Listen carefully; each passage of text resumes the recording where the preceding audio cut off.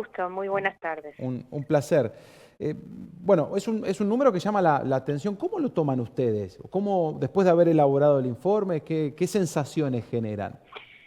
Claro que sí, que es un número realmente muy importante a tener en cuenta. Nosotros comenzamos con el informe poblacional justamente hace un año Ujú. atrás, donde teníamos previsto proyectivamente una disminución de la natalidad que abruptamente descendió bruscamente entre el censo 2022 a los números que tenemos hoy.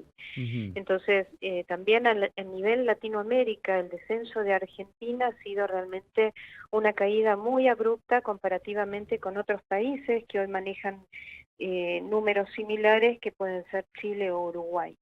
Claro. ¿Qué entendemos de esto? Bueno, la baja de la natalidad responde a múltiples factores, ¿no? No Sí, podríamos decir únicamente que es un tema económico, claro. que si bien nosotros hicimos un cruzamiento de datos, pero no los publicamos porque tenemos que reconfirmarlos, Ujú. en Argentina particularmente hay un marcado descenso de la natalidad cuando hay grandes crisis económicas, pero ese Ujú. no es el único factor, ¿eh? Sí.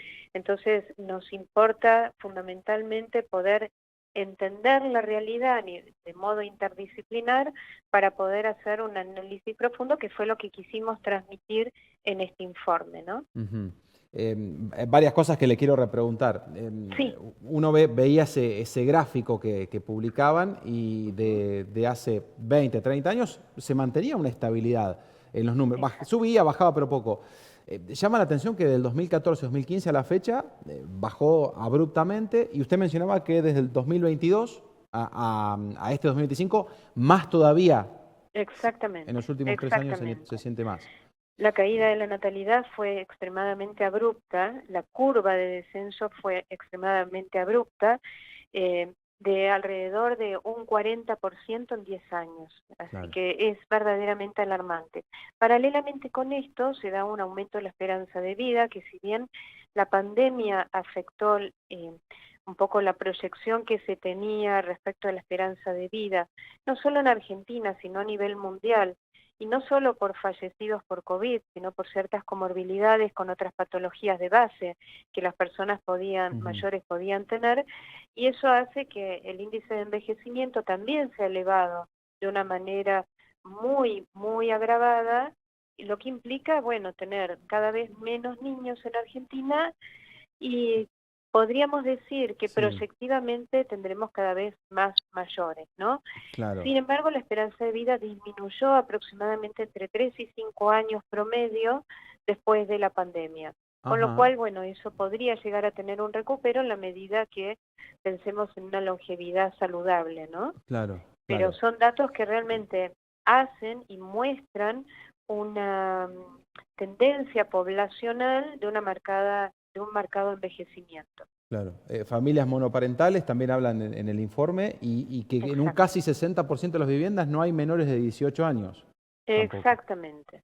Y cada vez, mira, lejos de lo que sucede en Latinoamérica, toda Latinoamérica, predominan los hogares Ujú. multigeneracionales. O sea, el número más importante de estructuras de hogares es el multigeneracional. En Argentina, por el contrario, lo que ha crecido muchísimo son los hogares unipersonales. Sí, Con lo cual, no solo tenemos más hogares con menos niños, sino que ha aumentado y sigue en tendencia ascendente los hogares unipersonales, en los cuales vive una sola persona. Entonces, esto aumenta desproporcionalmente con lo que es el aumento de la población. sí. Usted mencionaba que obviamente son varios factores, ¿no? No se puede atribuir uno Obvio, solo. sí, sí. Mencionó que cada crisis económica refleja también un descenso de natalidad. Y después hay también algún cambio en la mentalidad. Hoy, por Sí. ejemplo, vemos a los más jóvenes esto de, y quizás no quiero formar una familia, quiero dedicarme a mi vida, a mi profesión, a viajar y después veré. Exactamente. A ver, no podemos negar que lo que nos plantea muchas veces la sociedad posmoderna es la cultura del presente, ¿no? Sí. En esa cultura del presente, hoy lo que vemos es una marcada tendencia en la juventud al individualismo. Y pensar en formar una familia es Ujú. pensar en, por un lado, en el futuro, en un futuro incierto, en un futuro que me implica un compromiso de tener que llevar adelante una pareja, un matrimonio, una relación más estable en la que puede darse la posibilidad de ser padre. Entonces, esto es algo que está muy en crisis. Si uno se retrotrae a un par de décadas atrás, bueno, también la sociedad acompañaba como un hito social el formar una familia. Era un Claro. punto realmente muy eh, reconocido a nivel social. Y Ujú. también el valor de la familia, ¿no? El valor de la familia en cuanto a dar vida, en cuanto a generar nueva vida, dar educación, ayudar a crecer, socializar.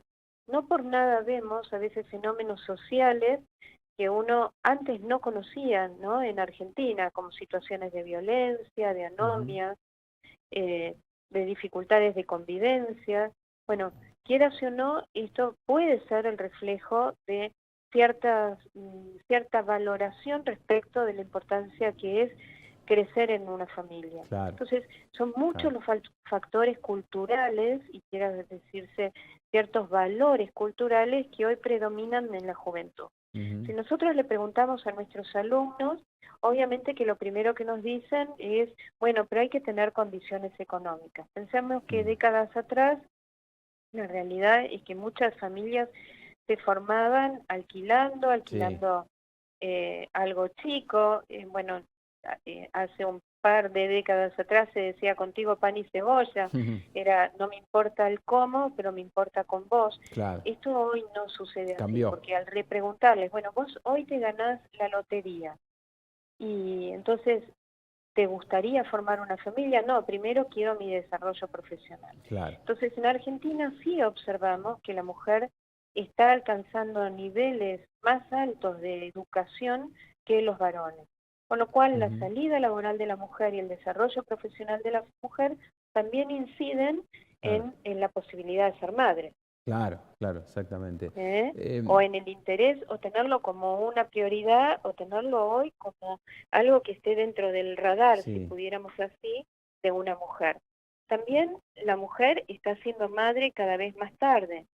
Eso son números en Argentina. Ujú. Pero por otro lado, convengamos que la naturaleza, así eh, uno demorar a la maternidad, tiene como una ventana de fecundidad que es ciertamente limitada, entonces Claro, hay que recurrir a eso, a ciertas estimulaciones, intervención de la medicina sí, para ciertos métodos que quizás no son los naturales, que eso implica también un costo económico muy alto y un es grado de cierto. incidencia, probabilidad de quedar embarazada mucho menor al 50%, con lo cual esto también incide en la cantidad de niños. Ujú. O sea, se es madre más tarde, se tienen menos hijos y también puede llegar a no tenerse hijos. Sí. ¿Mm? Doctora, obviamente que uno puede ir proyectando una tendencia, Sí, que me imagino que va a la baja, por sí. lo que nos comenta. ¿Qué puede llegar a pasar en la sociedad con estos números, pensando en un futuro? Nuestra gran preocupación es poder ver estos temas y abordar estos temas eh, porque la realidad es que tenemos que hacer algo. Ujú. Eso es cierto. O sea, el índice poblacional cada vez más envejecido va a reclamar otras necesidades. eh, Necesidades que se va a modificar la estructura escolar, porque obviamente hay menos niños, pero Sí, quizás los tiempos escolares tengan que ser más prolongados del niño para que sus padres puedan desarrollar su trabajo, pero vamos a tener que pensar en el tema de apoyos y cuidados. Y en ujú, este punto hay algo que queda por debajo de los números y que es importante lo que tiene que ver con los apoyos intergeneracionales, ¿no? Lo que es la valoración de la solidaridad intergeneracional. ¿Por qué? Porque al haber menos niños, difícilmente haya más jóvenes el día de mañana para poder velar por el cuidado de sus padres y menos aún de sus abuelos. claro, es cierto. Hoy la realidad en Argentina es que tenemos abuelos que cuidan nietos para que los Mm, padres trabajen, pero a la totalmente. vez están cuidando a sus padres ancianos. Entonces, hoy quienes son personas mayores también se ven en una situación que pudiéramos decir sándwich frente a las Sí, demandas, es ¿no? cierto. Entonces, estas tendencias, si nosotros no las acompañamos con buenas políticas públicas, van a terminar eh, estructurándose de una manera tal que el cambio poblacional va a requerir otras asistencias. Y quizás el Estado tenga que invertir mucho y más en lo que es el soporte de las personas mayores, Claro. con discapacidad, con ciertas incapacidades o con más enfermedades.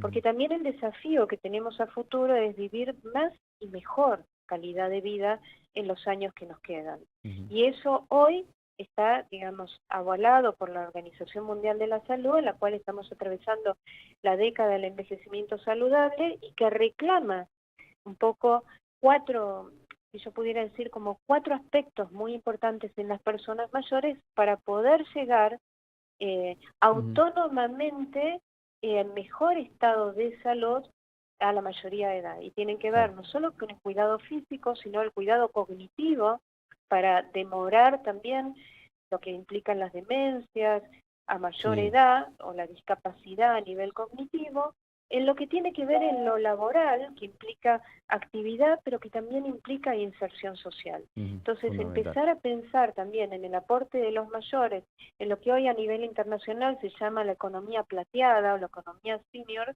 es pensar en que más mayores no quiere decir más cargas, sino es poder empezar a pensarnos en una sociedad diferente, que obviamente las generaciones más jóvenes son más que necesarias para que una pirámide mantenga una forma de pirámide, Claro, que hoy totalmente. no la hay. Si han leído el informe, bueno, ahí se puede observar gráficamente con muchísima claridad. Sí.